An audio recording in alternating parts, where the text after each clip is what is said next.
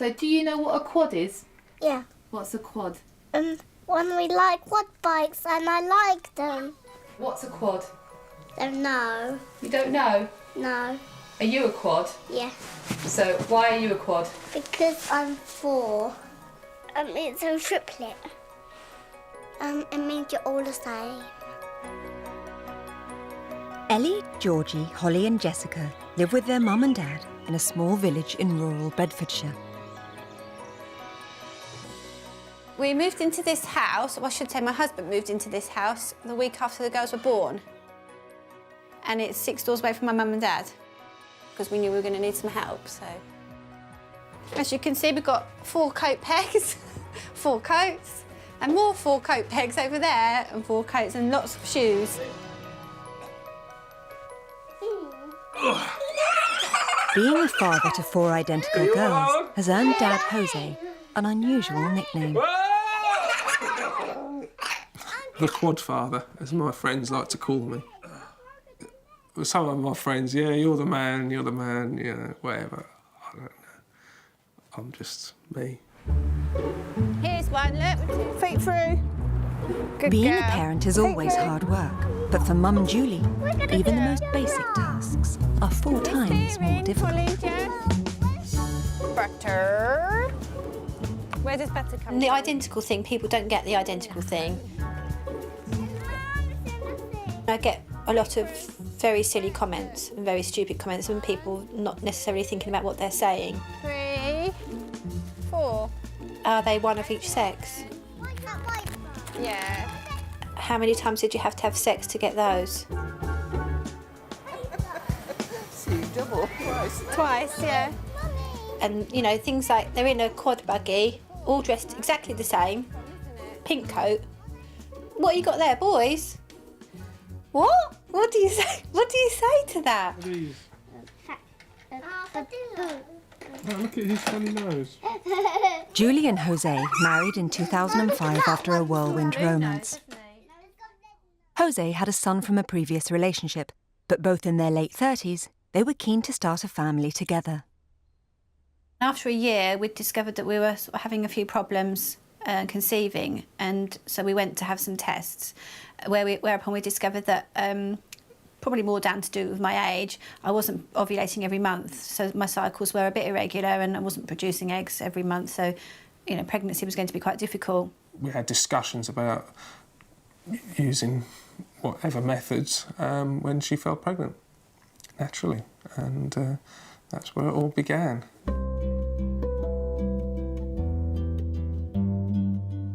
And then sort of looked forward to the next month, if you like, of planning and having a baby. A baby being the operative word. So we, you know, lay down on the bed and the sonographer puts the gel on your belly. And then he gets the tool and he tells you to look in the screen. And I sort of looked at him and he went a bit grey, whitish, if you like, and this is multiple pregnancy. And I sort of looked at Julie and smiled, because you just think twins, and a million things went through my head. Oh, a boy and a girl, and you know. And he said, no, this is really, really serious. He said, there's actually 4 babies in here. At which point, Julie burst out crying. My legs gave way. I literally was on the floor on my knees. Julie was only the 27th woman in the world to naturally conceive monochorionic quads. These super rare babies are formed when one fertilised egg splits to create 4 genetically identical embryos, all sharing the same placenta. The odds of their conception are 1 in 64 million. The family were referred to a specialist hospital in London. Today they've come back to meet Dr. Keelan O'Donoghue, one of the medics who helped them through the pregnancy. I can't believe. Oh my goodness. Hi, it's okay. How are you? Very well. Lovely to see you again. They're so like you. But you. Of course, you get involved, especially when you see a couple quite frequently. And I think with them, we were aware that it was a very unusual pregnancy. We were aware of some of the complications that might that might happen. We were aware that the couple were really positive and really wanted a good outcome, and very hopeful, of course, therefore for them that nothing bad would happen. George, did you have a picture when George was eating the egg? Julie was also being cared for by a hugely experienced medical team. They warned her that the rarity of her pregnancy held huge risks for both her and her unborn children. This professor has never seen monochorionic quads survive. He said I think he said he had one in his lifetime and they didn't survive. 4 little blobs in Mummy's tummy. That's all you were, little blobs. Just a few weeks into her pregnancy, the medical team gave Julie the stark truth about her baby's chances. Look, can you see all the babies? The risks of them surviving and being normal are 20%. At this point, it makes me feel quite emotional. We were asked if we would like to reduce. The official term really is multi-fetal pregnancy reduction, and what it means is ending the life of one baby to allow the others to continue and have a better chance. Medical jelly. So they were offered selective termination of the pregnancy, preferably reducing from 4 babies to 2 babies. We want to go for a swim. We want to go swimming. And then obviously it's explained to us that because they are all closely connected with one placenta, whatever you do to one can affect the other 3. And we can't play God, so we decide we're going to go for the pregnancy and stick through it. In someone's hand. Yeah. I was healthy and I felt that I wanted to give it the best shot because that was the fairest thing for me to do. And I didn't see any reason why we couldn't have 4 children. Despite the dangers, Julie continued with her pregnancy. After just 7 months, baby Jessica was struggling to survive in the womb. The quads were delivered by emergency caesarean at 29 weeks. Each girl weighed less than 3 pounds.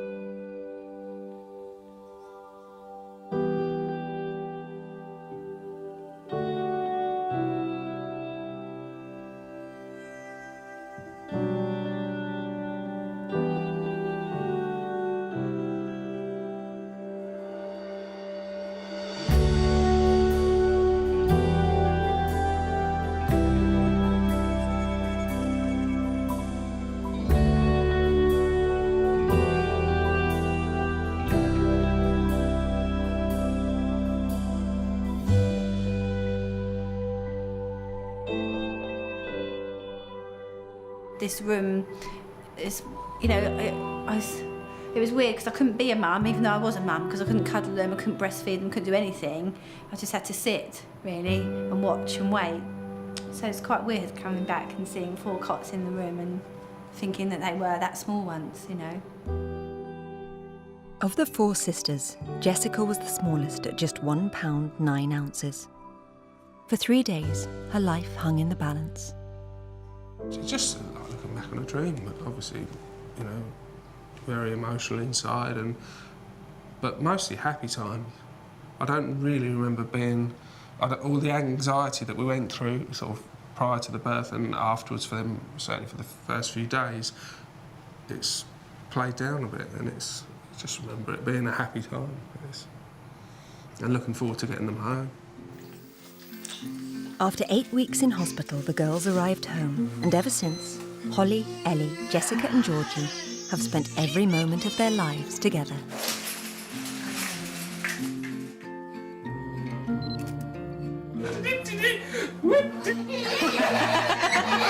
The girls fought the odds and survived. And for the first 4 years of their lives, everything they've had has been identical. From the food they eat, to the toys they play with, to the clothes they wear. Sometimes the girls have heard people saying to me, why are your children all dressed the same? And they have actually asked me, Mummy, why are we all dressed the same? So I've just said that's because it's the way you like it. I don't know if it's right or wrong. I don't know why it would be wrong, to put it that way. But I don't know, dressing them differently. I don't know, it just sort of doesn't sit comfortably with me at the moment.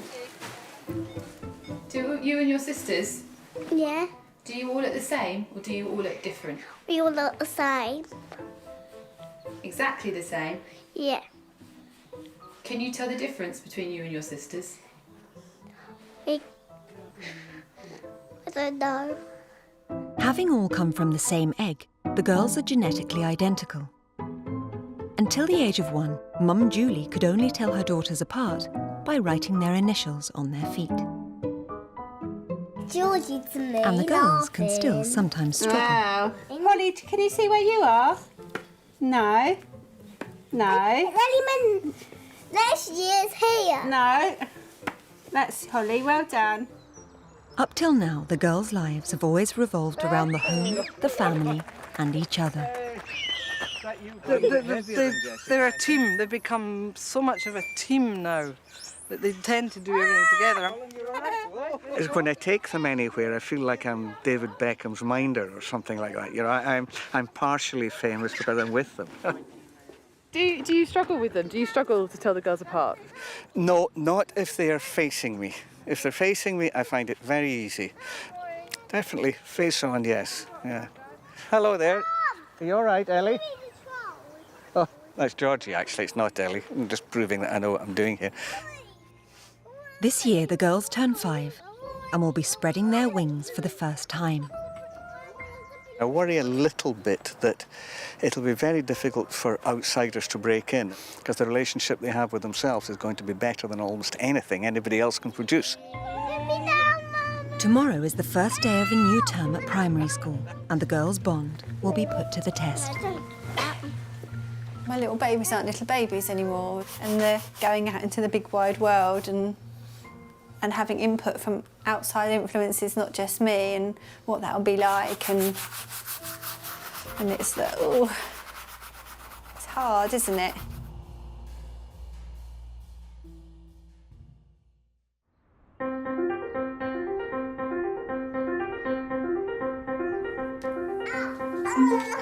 This year, Britain's only identical quads are turning 5. It's going to be a year of big changes, and it all starts with school. They said I'd woken them up too early because it was still dark outside. She still said she didn't want to go. Ready? Up, 2, 3.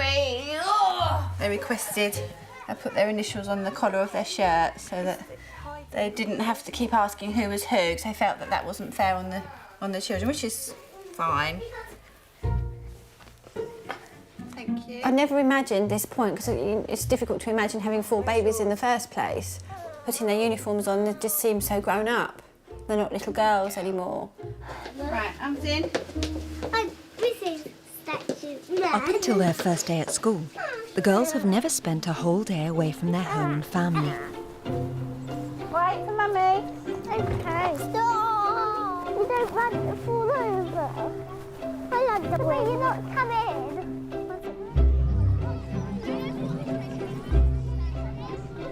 Well, one of the first times when I saw them, it was the summer fair, and they all skipped off together and their hair just bounced. I thought, do you know, even their hair is bouncing identically. So I thought, goodness me, I am never going to tell them apart. What are you making there?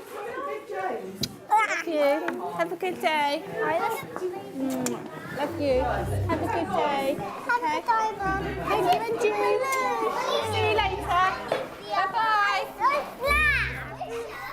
I feel a little bit sad saying goodbye because it's a big step, you know, and I'm handing care over to someone else.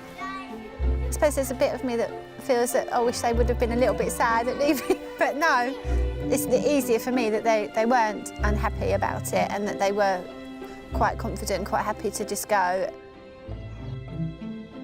The girls are in a class of just 14 children, which means they'll make up more than a quarter of the pupils. 11, so swap them out. No, take them. Living in a small village, most of the children have known each other since birth. But that doesn't stop the Carla's girls causing some confusion. So, Maisie, who's this? Jessica. How do you know it's Jessica? Because I know her face. And how does she look different from her sisters? Because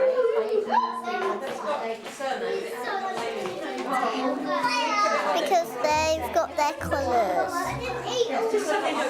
Scott, do you think they all look the same, or do you think they all look different? Well, they have the same lunch boxes. They settled in really quickly. Sometimes you felt that they moved as a unit, so that wasn't easy, because sometimes you felt that was 4 against 1. No, Maisie.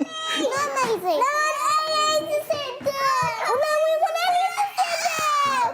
They won't let me sit down. They were a bit mean when another child wanted to come and sit down, but they just were desperate to be together. The girls are settling in at school, but for Dad Jose, work couldn't be further away from domestic life. In terms of my position, I'm the technical manager here at Sandy, and this is where it all begins. He works for the biggest paving manufacturers in the UK. I say sometimes I get to the end of the day, and I've had a long day here, and I know that when I go home, I've got a good 3-4 hours of work or entertainment, whatever you want to call it. And sometimes, yeah, I'll sit here and have 10 minutes and have a coffee and just prepare myself for chaos or cuddles or whatever it may be when I walk through the door. Jose hasn't just got 4 identical daughters to look after. He has to make time for his teenage son as well. Having 5 women in the house all the time can get a bit much.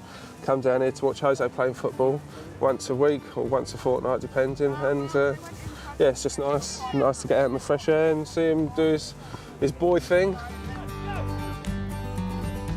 don't feel left out at all because, like, my dad, he plays with him a lot, and I have fun with him, and he takes me to football and that. So I don't really feel left out when I'm here. Oh, is it? Very good. Bringing up such a large family is a big burden for both parents. The fact that I'm not working anymore makes me wonder how I actually fitted it all in the first place. There's just always things to do, like housework, cleaning, washing, tidying, organising, cooking, you know. I have to make every plate look the same, otherwise, if one of them looks different, they'll wonder why, or they'll want whatever the other one's got. So I try to make every plate look exactly the same. You may think that's strange. This is life living with 4 identical girls, you see. When Julie returns to work, she'll need to depend on Jose more than ever to help with the kids. And Mum and Dad's parenting styles aren't always compatible.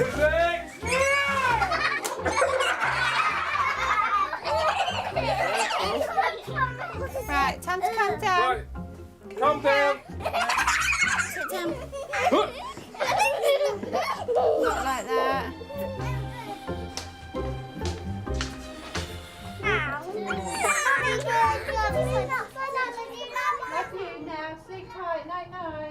Trouble is, with 4 excited girls, even simple things like bedtime become difficult.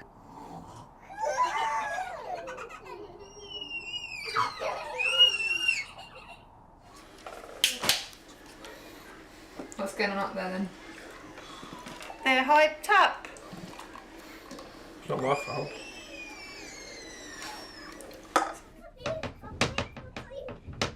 What the bloody hell is that?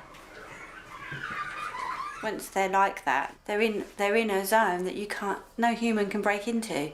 It's that foursome thing that they have. It's quite a fierce bond that they seem to have that you just can't break. And once they're in that, doing that kind of thing, there's just no point in saying stop doing that, because they're just not going to. Probably what's happening now is what I've started in the bath. Of course, I've gone in there and got them going, wound them up for bedtime, and it's not very good. Do you get cross with him for winding them up? Yeah. The girls have been at school for a term, and their individual personalities are becoming more obvious. Is Daddy good at making you dinner? Not very good at this. Georgie is Very challenging. She will challenge everything you say. She will always be right and you will be wrong. She's even said to me, Mummy, you don't know best, I do. And Ellie is the most laid back. So where is Ellie? Where is Ellie?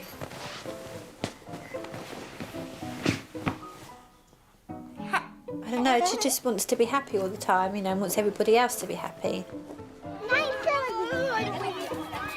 Holly is a little minx. She likes being the centre of attention, definitely.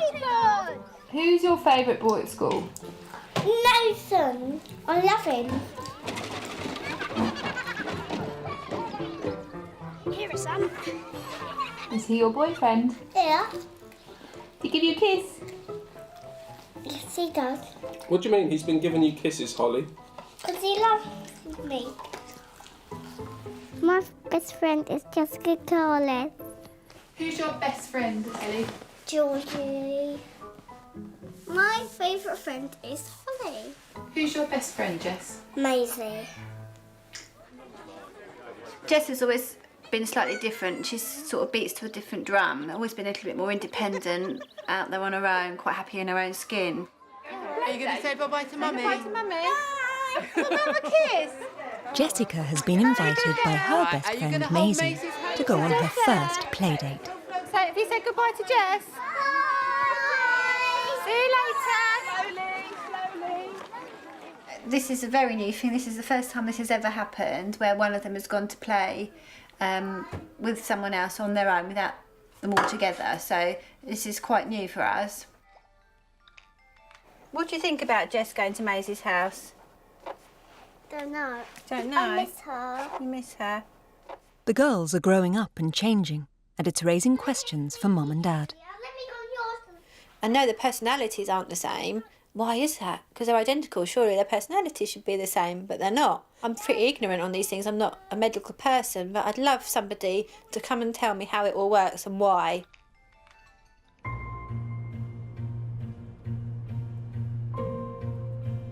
Dr. Bonamy Oliver and Dr. Alison Pike are psychologists specialising in child development. They both have a particular interest in multiple siblings. Twins these days, dime a dozen. Quadruplets, wow. You know, this is fascinating. Julie and Jose have brought the girls to London's Institute of Psychiatry to get answers to some big questions about their unique children. What's unique about the girls is the fact that there are 4 of them. There are 4 of them growing up in the same environment, of the same age, with, you know, very similar needs and wants and wishes and so on at the same time. It gives a really nice natural experiment to try and explore and tease out what's nature and what's nurture. Hi. Hi. I'm Alison. I'm Bonnie. Bonnie, hi, I'm Julie. I'm Alison. The girls will be put through a series of tests. Sisters what to do. I tell my sisters what to do, but they won't do it. What the results show will be a surprise for both the doctors and Mum and Dad. At the Institute of Psychiatry, the UK's only identical quads are undergoing a series of tests. What I'm interested in is seeing whether particular assessments might uncover some nuanced differences between the girls. They're genetically identical. They have shared the same rearing environment, same parents, same school. And so I am a little bit worried that our assessments may only show similarity among the girls. Hi, Georgie. You going to come play my game? Yeah. The first task is the pirate Now, test. tell me, Georgie, can you sit? It's a task that's designed to show how the children might differ in their risk-taking. So it's a kind of almost like a gambling task. There are 9 treasure chests that have got stickers in, and you can open as many treasure chests as you like. But in one of the treasure chests, there's a pirate, and he's going to take your stickers away if you open the box with him. Would you like to open a box and see if you can find a sticker? As the experts predicted, Georgie, Holly and Jessica all behave in a similar way and seem happy to take a few calculated risks. There's one more sticker. However, Ellie's reaction is a surprise. Which one's got the pirate in it? I'm not going to tell you, that's the game. Do you want to open a box? No. You don't want to open any boxes? That's fine then, you can have your lovely sticker. What really stood out about Ellie in the risk-taking task is she's the only one who didn't want to open any of the boxes. Yeah. But even Ellie wasn't anxious about it. She was sure that she wasn't going to open them. But the risk-taking task did show big differences in their impulsiveness. Next up, Alison takes each girl through the puppet test. I don't tell my sisters what to do. I do tell my sisters what to do. How about you? I tell my sisters what to do, but they won't do it. So what this puppet interview is designed to do is to get children's own perspectives on family life, on their relationship with mum and dad, with brothers or sisters. Talking to you. When I'm at home, I like to play with my sisters. When I'm at home, I like to play alone. How about you? I like to play with my sisters. They were actually very similar in a lot of ways. So they all were talking about their relationship with mum and with dad and with each other in extremely positive terms. Hi, Jess. I've been looking forward to meeting you. Jess's interview with the puppets definitely stood out. Something else. I don't cry a lot. I cry a lot. How about you, Jess? No. She was more bold in, stroking Iggy and Ziggy. She was less willing to follow the exact protocol of the interview. So she stood out for me as being a bit more of an individual. Does your mum spend more time with your sisters or more time with you? Me. Ah, that sounds like my mum. She was the one girl who did report parental favoritism. So all the other girls said, no, mum and dad treat us exactly the same. But according to Jess, she was the favorite. And it wasn't just the behavioural tests that marked Jessica out. Another one, shall we? What's that? Star. I'm a star. You're a star. This game is testing what we call phonological awareness. It's testing skills that are linked to reading. Can you find two that start with the same sound? Sun and star. Sun and star. So yellow thing. For some of them, the sort of concept of taking the first letter off the word was quite difficult. If you take the G off gate, what do you get left with? Fence. If I take the B off bath, what's left? Half. It's quite a tough test for this age. Jess, she sort of flew through everything. She did really well on all of it. She really got hold of the task. If you take the S off scarf, what do you get left with? Off. Well done. Jessica has already shown signs of independence, being the first to go on playdates without her sisters. And it's her results that have proved the most revealing.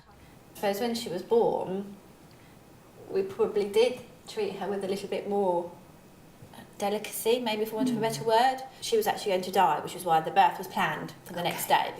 The other thing also that I just remembered was I would leave her alone more because she wasn't doing the trying to walk or so she'd be quite happy left on her own. And I always remember thinking this is going to affect the way she becomes as a person, and it probably has a little bit. We are all a product of our experience. Those tiny differences you were talking about in terms of the way you hold them or the way you speak to them, small as they are, it's those tiny differences in their environmental experience that can make a big difference to who they are. Biologically, physically, personality-wise, they certainly are not identical. So our expectation is that as the girls grow older, that they will become more and more distinct over time, more and more individual. The tests have given mum and dad a better idea of the vital part experience plays in their kids' development. Treating them in different ways because of maybe, like Jess was small, so you teach her with more care, that has had a knock-on effect with the way she is piecing all that together and understanding that it's okay, this is why. And like their very first swimming lesson, every event of their lives will be important. You're all right, I've got you. Look who's here. Julie understands that her daughters are growing and changing. But as Britain's only mum of identical quads, there's been no one for her to turn to for parenting advice. When I first found out I was having quadruplets, I did try and contact a couple of other families, but you know, they never called me back, so I sort of gave up after that because I was too busy being a mum and looking after them. In search of help, she's been forced to look further afield and has recently made contact with an American family who've also got 4 identical girls. They've invited her to come and visit. Hello, Julie. My family is very excited to meet you.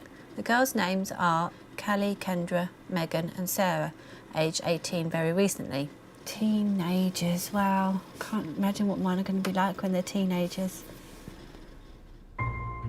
Mummy's going to go tomorrow. She's going to go on the aeroplane and go to their home and meet them. Maybe some people would say, oh, you shouldn't look into the future, but it'd be nice to have an idea of what lies ahead. Bye-bye, darling. Love you. Oh, strawberry chops. OK, don't forget the light in the kitchen. Parting statement, don't forget the light. Love you. Love you.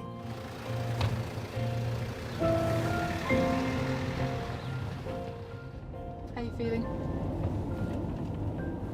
A little bit emotional, but excited as well.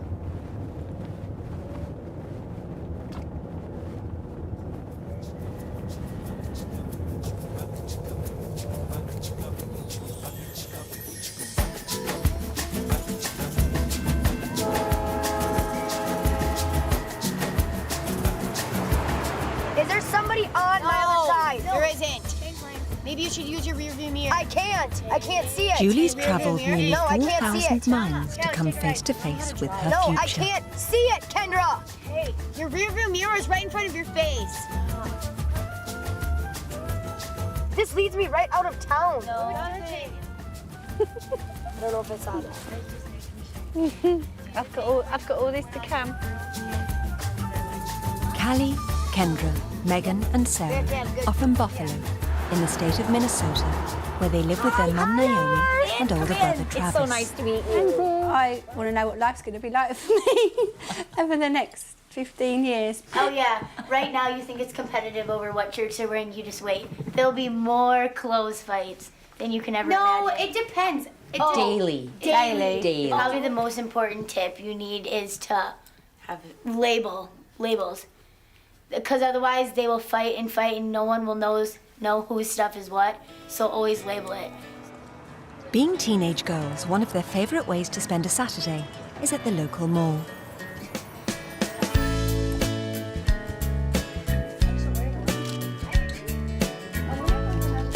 I like this shirt. I like this one. This is the one I just have. Filling me with terror. Can't imagine how I'm going to ever afford it. Is that special? It's a tank top. That's see-through. But you can wear, I would wear a cami under it. You should wear a belt with it. Or a belt, and then with black leggings. And would you, if you say you all bought what you've got, would you all swap and wear each other's? More than likely. Oh, I would wear Sarah's, not theirs. If Callie bought anything, she wouldn't share with us. I wouldn't wear it anyway. I have really cute stuff. Not really. I would definitely not wear that. Right. I would wear this. I would wear it with leggings. I'd wear that. I would not wear that. I don't know if I would wear that, but I don't think I would. I would wear these. I would wear the gray one. I'd wear the gray one, not the black. I would wear both of them. I would wear the gray. Like Julie's girls, the Durst quads are approaching a pivotal point in their lives. They're leaving high school and going to different colleges. It'll be the first time the girls have ever been separated. I think college would be good for us to establish our own individualities. We're ready to. What about being apart from each other? That's going to be weird. That's going to be hard. What do you think it's going to do to your personalities in terms of the differences? You'll be able to figure out who you are. Yeah, you'll be able to figure out who you are without your sisters. Let's see how bad they think. Travis used to do that to her. I think we're all different just because we're so used to thinking people think we're so similar, where people are like, yeah, it's one of the quads, you know. If one of them does this, I bet you the other one does that too. We definitely think differently on a lot of stuff, and we act differently, and so used to people just only looking at the similarities in us. College is a perfect place to start and branch off on your own. As much as we are together and as much as we do stuff, now the Taylors are going to change going off to school and stuff, but we'll always have something that can't be broken. We'll always share stuff that will never change, even if we're not as a part of each other's lives as we have been for the past 18 years. Whilst Julie's getting to grips with her future, back in the UK, Jose's dealing with present-day problems. Upstairs, girls. It's all right, Ellie. And what's happened here? The cat is on the carpet. The cat that I rescued from work. And it's not the first time. Oh, dear, lovely. God. It's just wrong. I think she does trust me. I think she just likes to have things carry on in her routine while she's not here. Can't do any more triangles.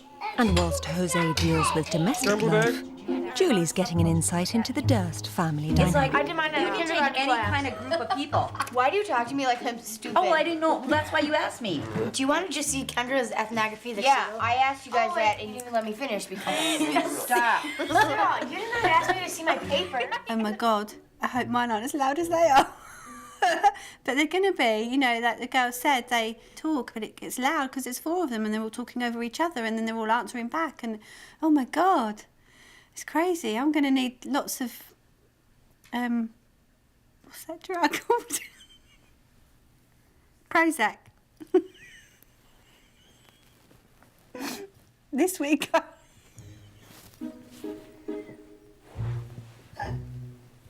Sorry.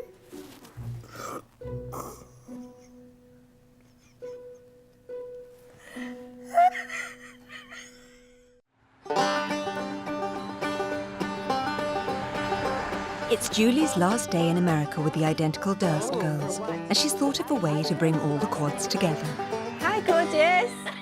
That's Jess. Look, she's got a monkey sticking out her mouth. Holly, how's Nathan?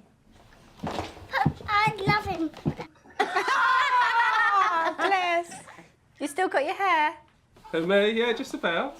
Mummy, Yeah. they haven't got the same heads. Callie's got a hairband on. Why? Because she likes to be different. Why do you like to be different? Because it's more fun. And she has 3 sisters that look like her and she wants to be different. Georgie, do you think you all look the same? No. Good. You don't think we look the same either? You're not the same. We can all stay in touch. Yeah, we'll stay in touch. We'll have to- Yes, we will. We'll Skype each other. Bye. Bye. Bye. Hello. Tomorrow, darling. We'll see you.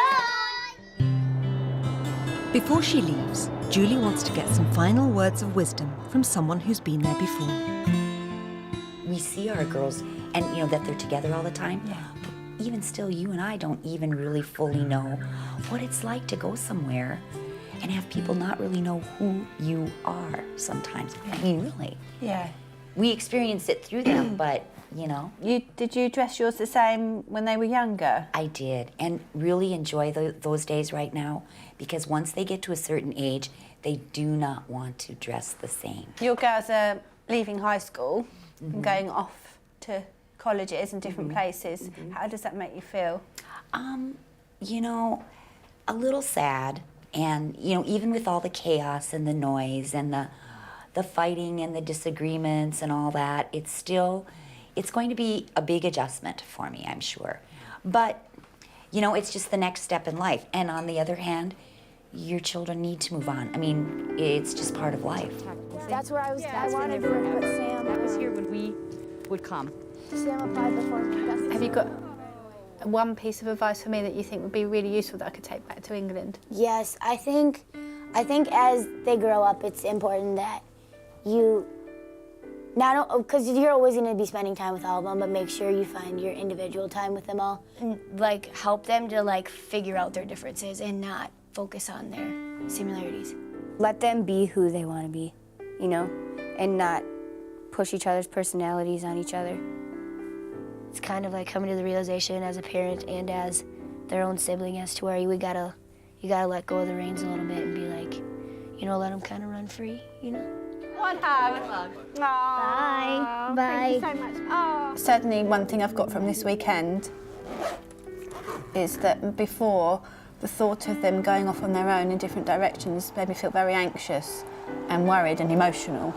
Having met the girls, I should maybe try to encourage individuality sooner rather than later so that they have a sense of independence and freedom from each other. And what are you looking forward to now? I'm looking forward to getting on the plane and seeing my children.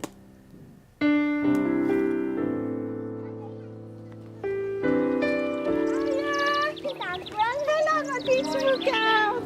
Oh, I've missed you. Oh. Have you been a good girl for Daddy?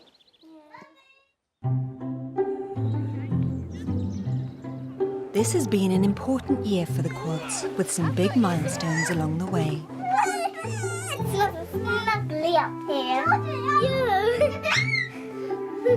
Hello. As they've spread their wings and stepped out into the big wide world, the girls have grown and changed. Their personalities are really beginning to develop, and they are very different. They behave differently, they play differently, and so they're getting more independent and more grown up.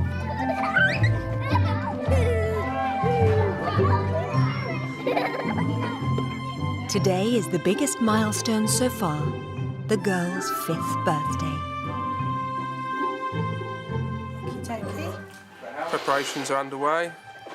Blowing up balloons, cakes, food, banners, yeah, all good stuff. The last year's experiences have had a big impact on Mum and Dad. They've decided today's the day to let the girls express their individuality by choosing what they wear.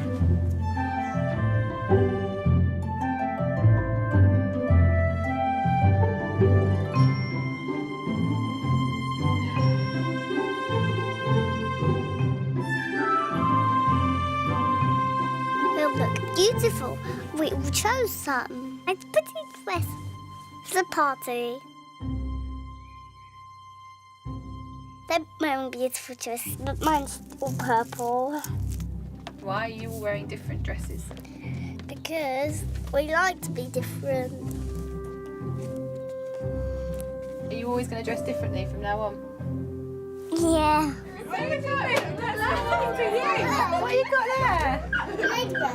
I think it's great. I think it's great because it means their individual personalities are coming out. Yeah. It makes you look at... I don't know what it is. I don't know what it is. It's really weird. They look different, don't they? They look totally different. We can see it now. Oh, it's a revelation. Come on, follow, you can play.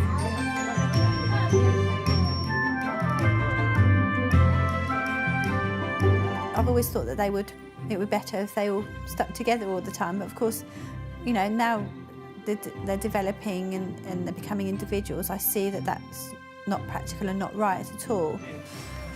Hey! We've always done things as a collective, as a group, and you know, like dressing them the same because it's been easier.